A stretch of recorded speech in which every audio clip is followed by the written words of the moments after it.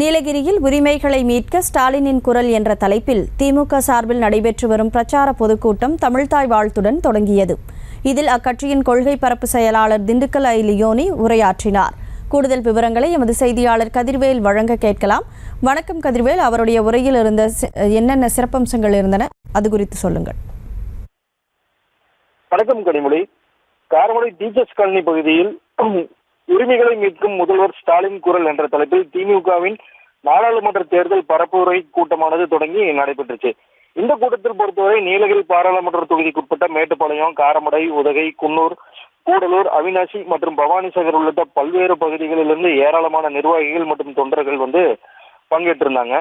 இதுல சுற்றுலாத்துறை அமைச்சர் ராமச்சந்திரன் தலைமையில நடைபெற இந்த பொதுக்கூட்டத்துல தமிழ்நாடு பாடநூல் கழக தலைவராகவும் திமுகவின் முன்னணி பேச்சாளராக இருக்கக்கூடிய திண்டுக்கல் லியோனி கலந்துகிட்டு பேசியிருந்தாரு.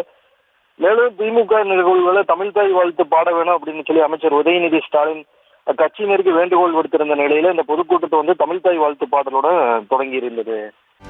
செய்திகளை உடனுக்குடனும் துல்லியமாகவும் தெரிந்து கொள்ள சப்ஸ்கிரைப் பண்ணுங்க.